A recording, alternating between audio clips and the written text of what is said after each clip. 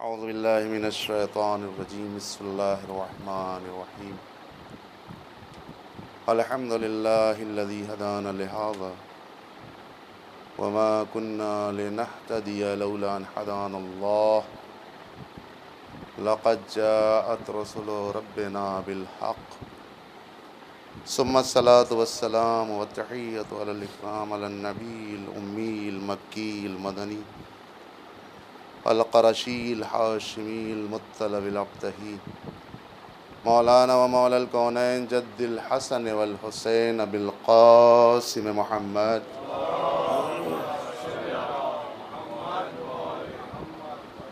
وعلى آلہ الطیبین الطاہرین المعصومین المظلومین الغر المیامین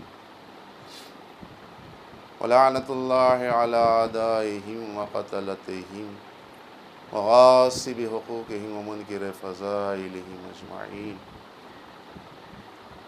من یومنا ھذا الی قیام یوم الدین اما بعد فقد قال اللہ سبحانہ وتبارک وتعالی فی القرآن الکریم بسم اللہ الرحمن الرحیم یا ایہا الذین آمنوا اتقوا اللہ وکونوا مع الصادقین صلوات رضی محمد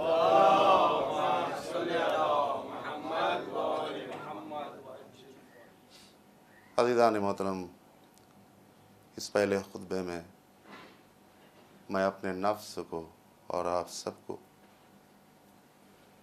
تقوی پروردگار کی دعوت دیتا ہوں،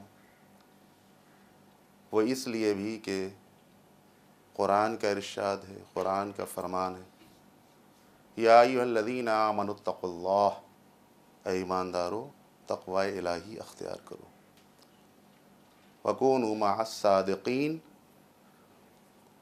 اور جب تقوی اختیار کر لو تو صادقین کے ساتھ ہو جاؤ، یعنی ان کی پیروی کرو۔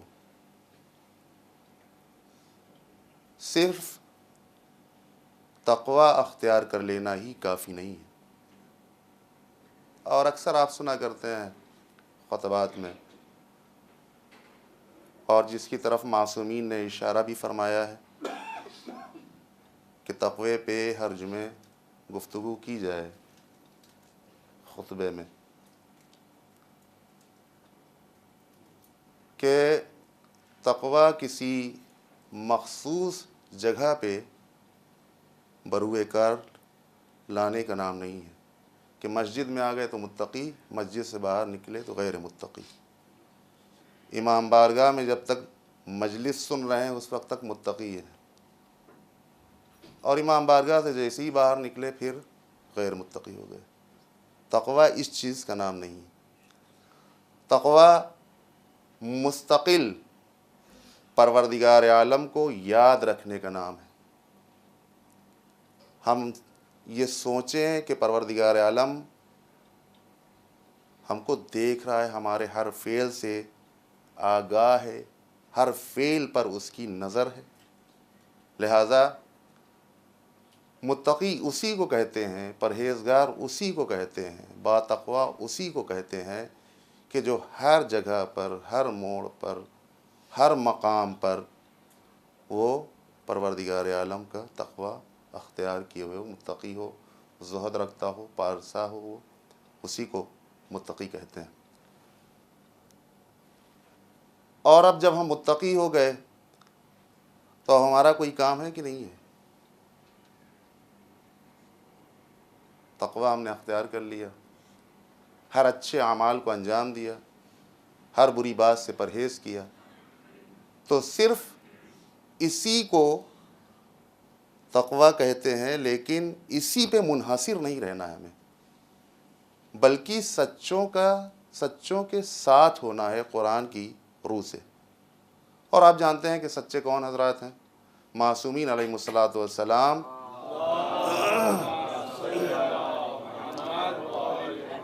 یہی سچے افراد ہیں، انہی کی ہمیں پیروی کرنی ہے، انہی کا ہمیں اتباع کرنا ہے۔ جب تک دنیا میں ہم ہیں اس وقت تک ان کا اتباع ہم کرتے رہیں، تاکہ اس دنیا میں رہ کر کے اس مقام کے لیے، اس جگہ کے لیے سرمایہ اکٹھا کر لیں سرمایہ فراہم کر لیں کہ جہاں ہر انسان کو ایک روز پلٹ کر کے جانا ہے۔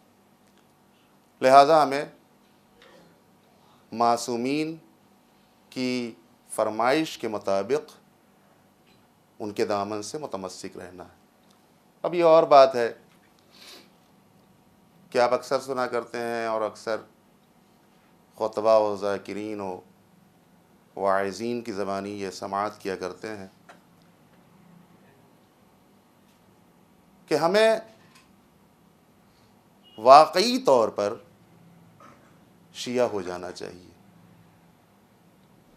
صرف نام کے اور زبان سے اقرار کرنے کا نام شیعہ نہیں۔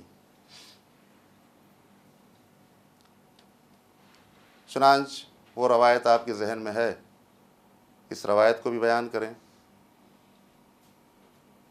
اور اس کے علاوہ بھی کچھ باتیں شیعہ سے متعلق بیان کریں گے۔ شیعہ کسے کہتے ہیں، اور خصوصی طور پر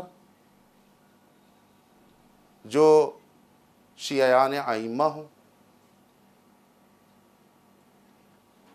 ان کے کردار اور افعال کیسے ہوتے ہیں۔ تاریخ شاہد ہے کہ مولا کائنات امیر المومنین علی ابن ابی طالب علیہ السلام ایک روز مسجد سے باہر نکل کر کے جا رہے ہیں صحرا کی طرف، اور ان کے ساتھ ایک گروہ بھی باہر نکلا اور ان کے پیچھے پیچھے چل رہا ہے۔ یہ گروہ وہی ہے کہ جو زبان سے کہا کرتے تھے کہ ہم آپ کے چاہنے والے ہیں، ہم آپ کے شیعہ، اور وہ حدیث بھی آپ کے ذہن میں محفوظ ہوگی کہ جس میں پیغمبر نے یہ ارشاد فرمایا ہے کہ علی انت و شیعتک ہم الفائزون، اے علی تم اور تمہارے شیعہ کامیاب ہونے والے۔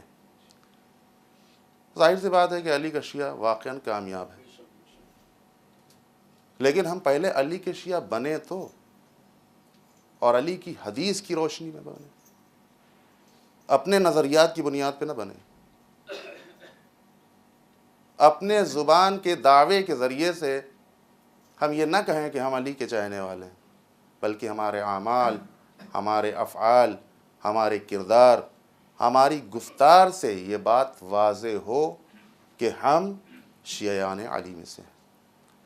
کوشش کرنا چاہیے، صحیح کرنا چاہیے، تمرین کرنا چاہیے، مشق کرتے رہنا چاہیے، ہر لمحہ، ہر وقت، ہر آن، ہر گھڑی ہمیں اسی بات کی فکر میں رہنا چاہیے جس طریقے سے ہم مال کمانے کے فکر میں رہتے ہیں۔ ہر انسان کا ذہن اس بات پہ کام کرتا رہتا ہے ہمیشہ کہ مال کس طرح سے کمائیں۔ تو اسی طریقے سے جیسے یہاں مال کمانے کے فکر میں ہم رہتے ہیں، ویسے ہی یہ فکر ہونی چاہیے کہ آخر وہاں کی منزل تو اس سے عظیم تر ہے، وہاں کے بارے میں بھی کچھ کوشش کرنی چاہیے، ہر وقت فکر میں رہنا چاہیے، ہر وقت سعی کرتے رہنا چاہیے کہ آخر ہم یہاں کیا کریں جو وہاں کام آئے۔ مال تو صرف یہیں پہ کام آنے والا، جب تک یہاں پہ ہیں اس وقت تک کام آئے گا، لیکن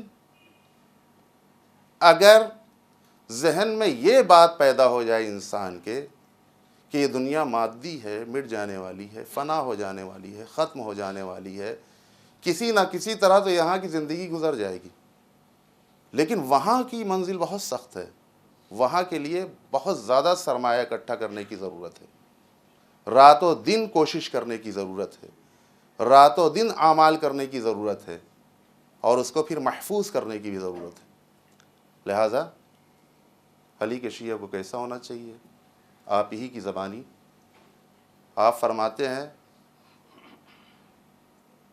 اور یہ حدیث موثق حدیث ہے، شیخ مفید علیہ الرحمہ نے اس کو تحریر فرمایا ہے، اور راویوں نے اس کو نقل کیا ہے اس حدیث کو، کہ مولا فرماتے ہیں کہ جب ایک گروہ بھی نکلا تو آپ رک گئے، ٹھہر گئے، اور ٹھہرنے کے بعد ان سب کی طرف رک کر کے کہا کہ تم کیوں آ رہے ہو پیچھے، تمہارے آنے کی وجہ کیا ہے؟ تو کہا مولا ہم آپ کے چاہنے والے ہیں، آپ کے شیعہ ہیں۔ ان لوگوں نے زبانی دعویٰ کیا کہ ہم آپ کے شیعہ ہیں. مولا نے فوراً کہا کہ شیعہ ہو تو علامات ہونی چاہیے، اور وہ علامات چہرے پر نمایاں نہیں ہیں تمہارے. کیسے شیعہ ہو تم؟ ہمارے شیعہ کیسے ہو؟ ہم علامات نہیں دیکھ پا رہے ہیں تمہارے چہرے سے. تو کہا مولا کیا کوئی علامت بھی ہے؟ کہا بہت ساری نشانیاں ہیں، بہت ساری علامتیں ہیں. کہا مولا بتائیے وہ کیا علامت ہے؟ تو مولا فرماتے ہیں کہ ہمارا شیعہ رات میں اتنا بیدار رہتا ہے، اتنا جاگتا ہے، لہو و لعب کے لیے نہیں، اپنے کام کاج کے لیے نہیں، اپنے بزنس کے لیے نہیں، اپنے کاروبار کے لیے نہیں، محمل گفتگو کرنے کے لیے نہیں، ولیمہ کھانے کے لیے نہیں، بلکہ بیدار رہتا ہے عبادت پروردگار عالم کے لیے. اور جب وہ بیدار ہوتا ہے تو اس کے چہرے پہ آثار نمودار ہوتے ہیں. اس کا چہرہ زرد ہو جاتا ہے جاگنے کی وجہ سے. راتوں رات جب جاگے گا تو ایک علامت یہ ہوگی کہ اس کا چہرہ اس کے جاگنے کی وجہ سے زرد ہو جائے گا. اور ہم تمہارے چہرے کو زرد نہیں دیکھ رہے ہیں. اس کا مطلب یہ ہے کہ تم صرف زبان سے کہہ رہے ہو. زبان سے کہنا ہمارے لیے قابل قبول نہیں ہے. عمل کی منزل میں آؤ. یہ ایک علامت ہے شیعہ کی کہ رات میں بیدار رہنے کی وجہ سے اس کے چہرے کا رنگ زرد ہو جائے عبادت پروردگار عالم کے لیے. دوسری علامت کیا ہے؟ دوسری علامت یہ ہے کہ نمازیں اتنی پڑھے کہ اس کی کمر خمیدہ ہو جائے، مثل کمان کے ہو جائے اس کی کمر. تب وہ ہمارا چاہنے والا ہے. یعنی زیادہ سے زیادہ نماز پڑھنی چاہیے. اور آپ کو وہ روایت بھی یاد ہے کہ جس میں امام حسن عسکری علیہ السلام نے یہ ارشاد فرمایا ہے کہ مومن صرف واجبات پر اکتفا نہیں کرتا، بلکہ واجبات کے ساتھ ساتھ مستحبات پر بھی عمل کرتا ہے. لہذا ائمہ کی نظر میں اگر ہم شیعہ بننا چاہتے ہیں تو رات میں بیدار رہیں. کیوں؟ عبادت کے لیے. قرآن پڑھیں، قرآن کی تلاوت کریں. کیوں تو اکثر علماء بیان کیا کرتے ہیں، اور آپ مجلسوں کے شوقین بھی ہیں ماشاءاللہ، اور سن کر کے محظوظ ہو جایا کرتے ہیں. لیکن مجلسوں کا صرف سن لینا ہی کافی نہیں ہے. بہت ساری باتیں ایسی ہیں کہ جو ہماری عملی زندگی میں نہیں ہیں، ناپید ہے، نہ کے برابر ہے. مثلا قرآن کی تلاوت ہر ذاکر، ہر خطیب، ہر واعظ کرتا ہے، اپنی گفتگو میں لے آتا ہے. لیکن ہم یہ دیکھتے ہیں کہ ہم قرآن سے کوسوں دور ہیں. قرآن کی تلاوت ہم نہیں کرتے. بس وہی ماہ مبارک رمضان جب بہترین اور مبارک اور بابرکت مہینہ آ جاتا ہے تو اسی میں توفیق حاصل ہو جاتی ہے کہ ہم قرآن کو صاف بھی کر لیتے ہیں اور تھوڑا بہت پڑھ بھی لیتے ہیں. جبکہ ائمہ نے کیا فرمایا ہے کہ روزانہ کم سے کم 50 آیتوں کی تلاوت کرنی چاہیے. تو اس کی طرف ہم کیوں راغب نہیں ہو رہے ہیں؟ اس کے ذریعے سے ہمیں شوق پیدا کیوں نہیں ہو رہا ہے کہ ہم قرآن کی تلاوت کریں؟ اس کا مطلب یہ ہے کہ سننے کے تو ہم عادی ہو چکے ہیں، عمل کی منزل میں ابھی کوسوں دور ہیں. لہٰذا بہترین سے بہترین ذاکر آئے، خطابت کر کے کچھ باتیں بہترین بتا کر کے چلا جاتا ہے، اور ہمارے اوپر کوئی اثر مرتب نہیں ہو پاتا. ان مجالس کا کوئی فائدہ نہیں ہے. مجالس کا فائدہ اسی وقت ہوگا کہ ایک ذاکر آ کر کے کوئی بات بیان کرے اور اس پر ہم عمل کرنے لگیں. تب تو فائدہ ہے. اس ذاکر کا وقت کا بھی فائدہ ہے. اتنی محنت اور مشقت کر کے وہ ایک چیز کو بیان کرتا ہے ہمارے سامنے، بہت ساری کتابوں کو وہ کھنگالتا ہے، مطالعہ کرتا ہے، تب ایک چیز لے آ کر کے ہمارے سامنے دیتا ہے، اور اس کو بھی ہم برباد کر دیتے ہیں. بہت زیادہ اگر پسند آ گئی تقریر تو واہ واہ اور سبحان اللہ کہہ دیا اور اس کے بعد چلے گئے. اس کی زحمت کو ہم نہیں دیکھا کہ راتوں رات اس نے مطالعہ کر کے ایک چیز کو کتاب کے ذریعے سے، حدیث اور قرآن کے ذریعے سے نکال کر کے وہ ہمارے حوالے کر رہا ہے، اور ہمارے اندر وہ ویلیو نہیں ہے، ہم اس کو اپنانے کے لیے تیار نہیں، بس صرف سن لیتے ہیں۔ لہذا عزیزان گرامی، شیعہ علی کی نظر میں کہ جو نمازیں پڑھے زیادہ سے زیادہ اور اس کی کمر خمیدہ ہو جائے۔ تیسری علامت شیعوں کی مولا علی کی نظر میں کہ جو روزہ اس قدر رکھے کہ شوق دنیا سے اس کا دل خالی ہو جائے۔ روزہ جب انسان رکھے گا زیادہ سے زیادہ تو پھر دنیا کی طرف مائل نہیں ہوگا۔ دنیا میں ہے کیا کہ کھانا پینا پہننا، بہترین سے بہترین سواری پر چلنا، یہی تو دنیا ہے۔ لیکن جب انسان روزہ رکھنے لگے گا تو روزے کے ذریعے سے وہ دنیا سے اپنے دل کو موڑ لے گا، اور یہی شیعہ کے، علی کے شیعہ کی علامت ہے۔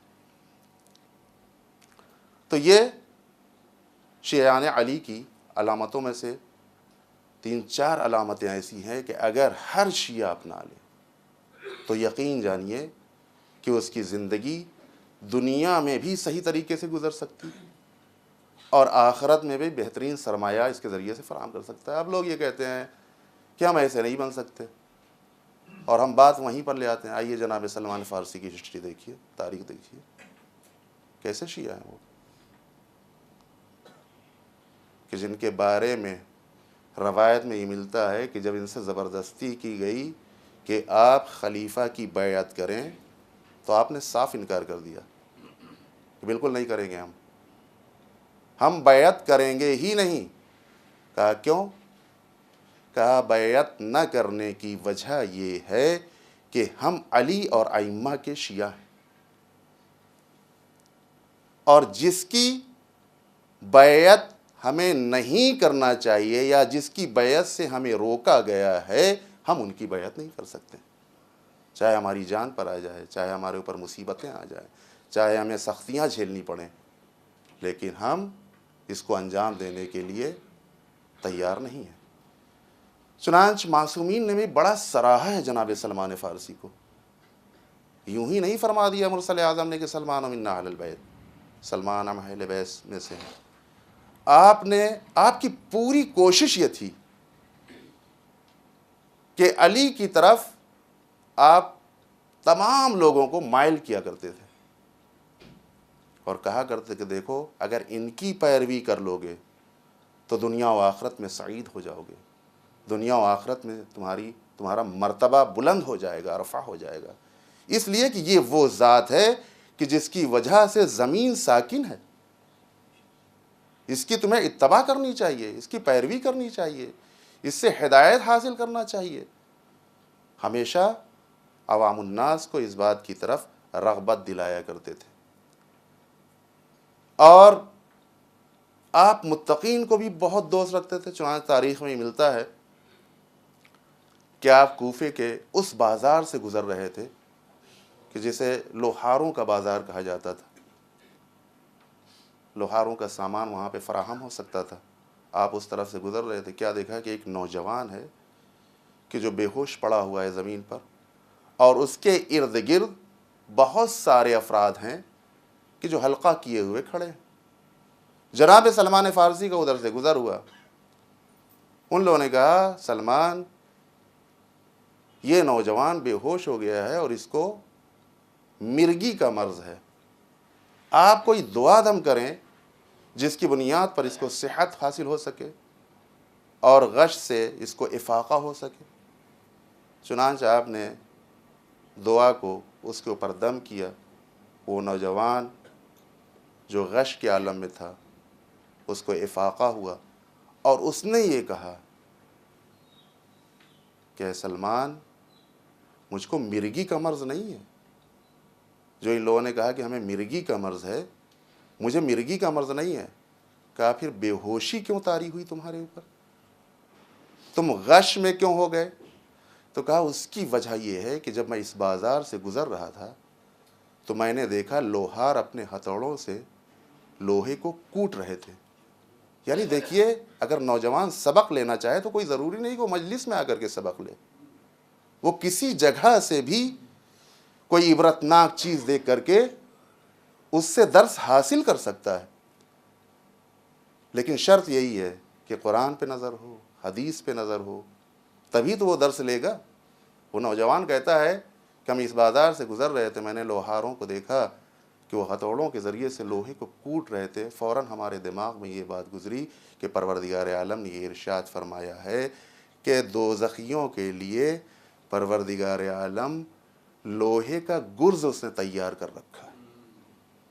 تو میں نے سوچا کہ اگر ہمارے اندر نیک صفتیں نہ آئیں تو کہیں وہ لوہے کے گرز میں ہم گرفتار نہ ہو جائیں اور دوزخ میں ہم نہ چلے جائیں۔ بس اسی خوف کو مد نظر رکھتے ہوئے ہم پر غشی طاری ہو گئی اور ہم بے ہوش ہو گئے۔ چنانچہ روایت ملتا ہے کہ جناب سلمان فارسی اس سے بڑی عقیدت کرنے لگے اس بنیاد پر کہ وہ خدا پرست تھا، خدا پرستی کی بنیاد پر اس سے دوستی کر لی، اس سے عقیدت کرنے لگے، اور جب تک وہ باحیات رہا اس سے ملتے رہے۔ چنانچہ روایت میں ملتا ہے کہ جب وہ مرد مومن اور نوجوان بیمار ہوا تو آپ اس کی عیادت کے لیے گئے۔ جناب سلمان فارسی کا مرتبہ دیکھیے۔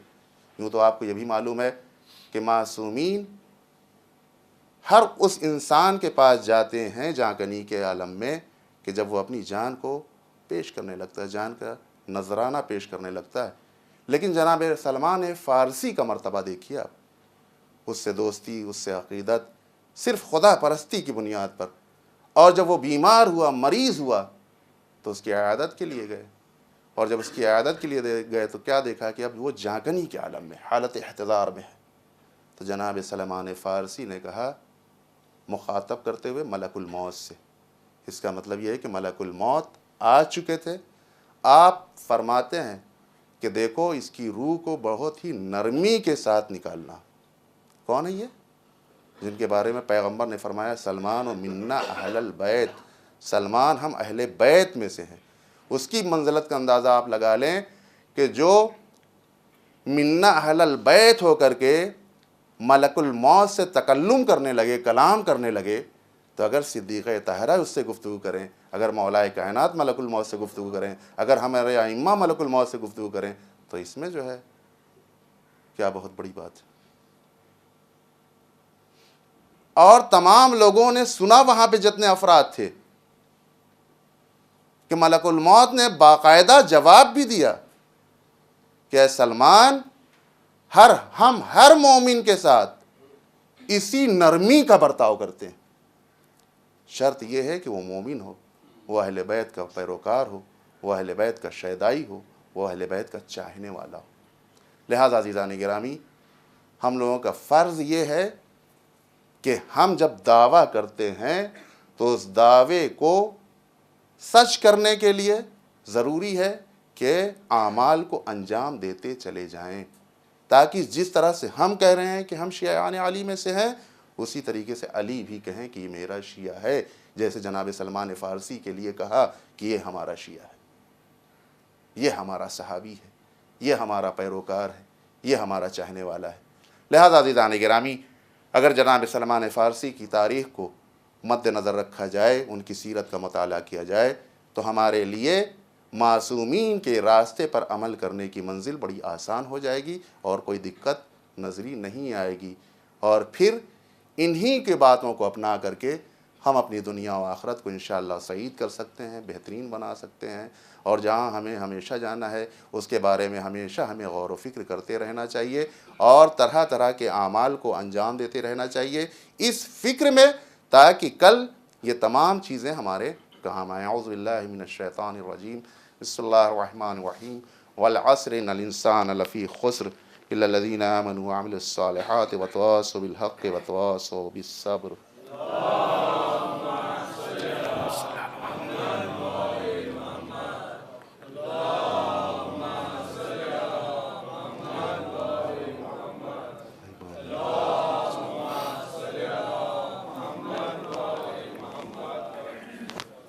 اعوذ باللہ من الشیطان الرجیم، بسم اللہ الرحمن الرحیم، الحمد للہ الذی لا یبلغ مدحتہ القائلون ولا یحصی نعماءہ العدون ولا یغدی حقہ المجتہدون اللہم صلی وسلم علی صاحب دعوت النبویہ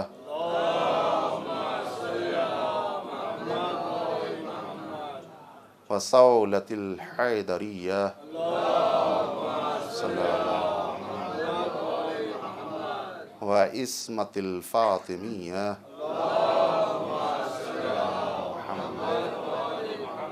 والحلم الحسنیہ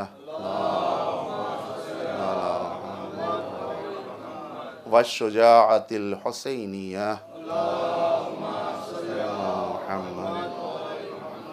والعبادة السجادیہ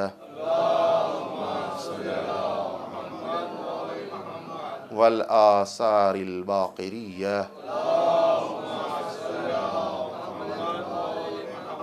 والمعاصر الجعفریہ والعلوم الكاظمیہ صلی اللہ محمد والرضاء رضویہ صلی اللہ والجود التقویہ صلی اللہ محمد والنقابة النقویہ والحیبة العسکریہ والغیبة الہیہ صلی اللہ اس دوسرے خطبے میں بھی سب سے پہلے اپنے نفس کو اور آپ سب کو تقوی الہی کی دعوت دیتا ہوں۔ مناسبات میں سب سے پہلی مناسبت ہے 3 صفر المظفر۔ 3 صفر کو سر امام حسین علیہ السلام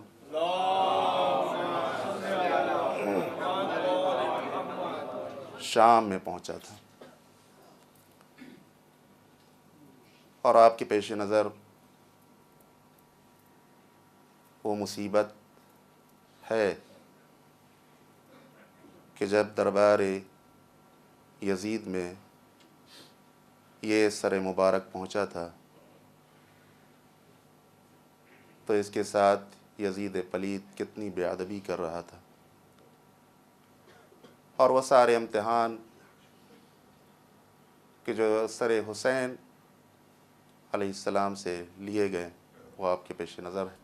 خصوصی طور پر جناب رقیہ بنت الحسین جن کو سکینہ کہا جاتا ہے، ان سے بڑا سخت امتحان ظالم نے لیا تھا، اور باپ اور بیٹی کی جو محبت تھی اس میں جناب سکینہ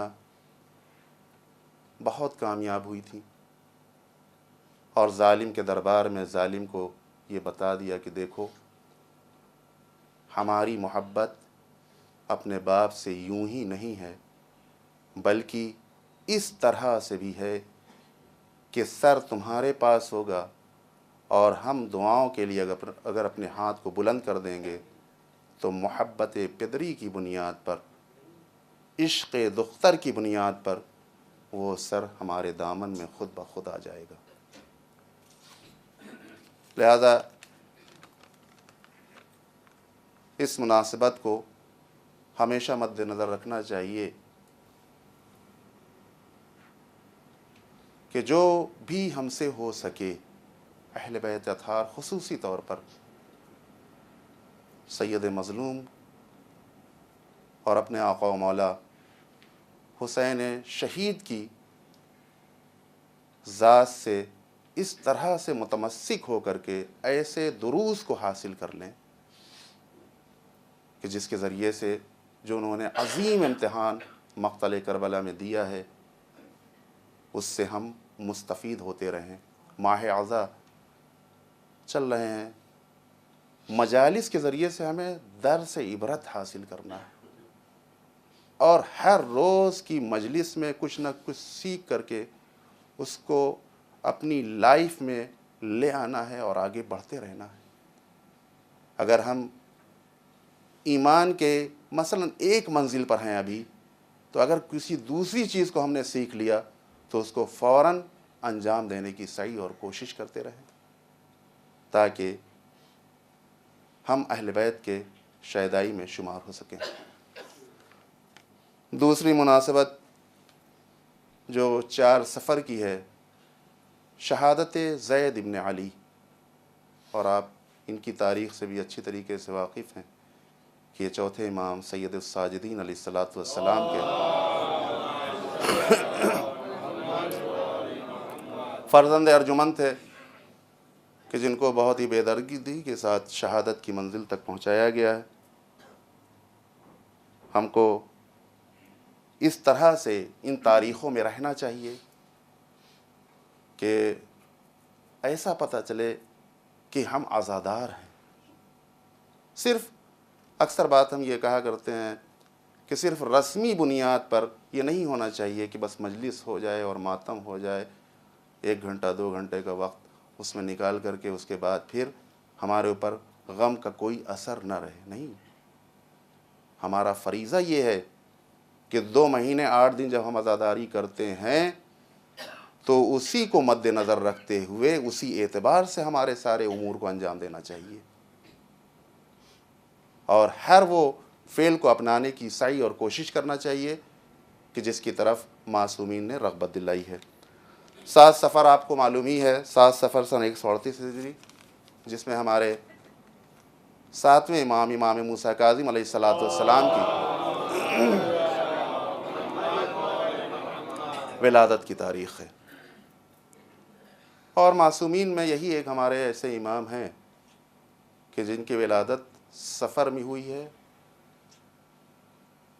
جن کا ہم جشن نہیں مناتے، اور اس کی وجہ یہ ہے کہ مجلس عزائے حسین ہمیشہ ہوتی رہتی ہے، ہم لوگ عزاداری میں منہمک رہتے ہیں، اور ہمارے اس امام کو بھی کوئی شکوہ اور گلہ نہیں ہے کہ ہم اس کی ولادت میں جشن کیوں نہیں مناتے، اس لیے کہ ہم انہی کی سیرت پر عمل کرتے ہیں کہ ان کے جد امجد کی مصائب برپا کرتے ہیں، مصیبتوں کو یاد کر کے گریہ کیا کرتے ہیں۔ اور خود اگر آپ ان کی تاریخ اٹھا کر کے دیکھیں تو قید خانے میں ہم لوگ اگر شکر کریں تو کوئی کمال کی بات نہیں، آزاد ہیں، سیر و سیراب ہیں، کوئی تکلیف نہیں ہے، کوئی پریشانی نہیں ہے، لیکن قید میں رہ کر کے، سختیوں میں رہ کر کے شکر پروردگار عالم اس طرح سے انجام دینا کہ صبح میں سر کو پیشانی کو سجدے میں رکھ دیں تو ظہر تک پیشانی سجدے میں رہے، یہ عظیم مرتبہ ہے۔ اور یہ کس بنیاد پر؟ صرف اس لیے کہ خدا کی معرفت آپ کے دل میں اتنی تھی کہ اس معرفت کی بنیاد پر اگر صبح کو پیشانی کو زمین پر رکھ دیا سجدے کے لیے تو پھر ظہر کے وقت اٹھاتے ہیں، اور عصر کے وقت رکھ دیا تو مغرب کے وقت اٹھاتے ہیں۔ یہ بتانا چاہتے ہیں کہ خدا عظیم ہے، اس کی عبادت کیسی ہونی چاہیے، اس کا شکر کیسے انجام دینا چاہیے، یہ ہمارے سارے ائمہ نے اس بات کی طرف ہمیں متوجہ کیا ہے۔ یہاں تک روایت ملتا ہے کہ کیسے شکر ہمیں کرنا چاہیے، اور قرآن نے اس بات کی طرف صراحت بھی کی ہے کہ بہت کم بندے ایسے ہیں جو شکر کرتے ہیں، یعنی اللہ جانتا ہے کہ ناشکرے بندے ہمارے زیادہ ہیں، شکر کرنے والے بندے بہت کم ہیں، اور اس بات کی طرف آقا نے اشارہ بھی فرمایا تھا۔ لہٰذا ہمیں ناشکری نہیں کرنی چاہیے، شکر پروردگار عالم ہر وقت کرنا چاہیے۔ اگر کوئی نعمت مل جائے تو شکر، اگر کسی نقمت سے، کسی پریشانی سے ہم کو نجات مل جائے تو شکر کرنا چاہیے، لیکن ہمارے یہاں تو یہ ہے ہی نہیں۔ نعمت ملتی رہتی ہے، شکوہ ہوتا رہتا ہے، ارے ہمارے پاس ہے ہی کیا، ارے اللہ نے ہم کو دیا ہی کیا ہے، ارے اللہ نے ہم کو یہ مصیبت دے دی، ارے ہم تو یہ دقت میں آ گئے۔ شکر پروردگار عالم اگر کرے گا تو پروردگار عالم اس کی نعمتوں میں اضافہ کرتا رہے گا، اس لیے کہ اس نے خود یہ کہا ہے کہ اگر تم شکر کرو گے تو ہم تمہاری نعمتوں میں اضافہ کر دیں گے، اور اگر تم ناشکرے بندے بن گئے تو یاد رکھنا یہاں تو ناشکری کر سکتے ہو لیکن ہمارا عذاب بہت سخت ہے، لہذا اس عذاب سے بچو، اس عذاب سے پرہیز کرنے کی سعی اور کوشش کرو۔ شکر خداوندی میں ہمیں ہر وقت منہمک ہونا چاہیے۔ کیا ہم اس طرح سے شیعہ کہلائیں گے کہ سید سجاد کی سیرت اگر دیکھیں تو 500 درخت اور ہر درخت کے نیچے 2 رکعت نماز شکرانہ کے طور پر پڑھ رہے ہیں؟ کیا واجب تھی نماز وہاں پہ پڑھنا؟ شکریہ کے طور پہ ہر درخت کے نیچے 2 رکعت نماز، اور 500 درخت ہیں تو 1000 رکعت شکرانے کے طور پہ پڑھ رہے ہیں۔ ہم کو کوئی نعمت ملتی ہے تو ہم زبان سے بھی شکریہ ادا نہیں کرتے، افعال و اعضاء و جوارح کی بات تو جانے دیجیے۔ چنانچہ روایت میں ملتا ہے، اور شیخ عباس قمی نے اپنی کتاب میں یہ ارشاد بھی فرمایا ہے کہ اگر پروردگار عالم کسی بندے کو کوئی نعمت عنایت کرے تو ضروری نہیں کہ وہ مسجد میں جا کر کے 2 رکعت نماز پڑھے، جہاں اس کو موقع مل جائے اس موقع کو غنیمت سمجھتے ہوئے اپنی پیشانی کو زمین پر رکھ کر کے پروردگار عالم کا شکر ادا کرے۔ پروردگار تیرا شکر ہے، کس نعمت سے تو نے نماز دیا، اور ہمیں تو مزید شکریہ ادا کرنا چاہیے پروردگار عالم کا، اس لیے کہ ہم اہل بیت اطہار کے شیدائی ہیں، اس لیے کہ ہم اہل بیت اطہار کے سے محبت کرنے والے ہیں، عقیدت رکھنے والے ہیں۔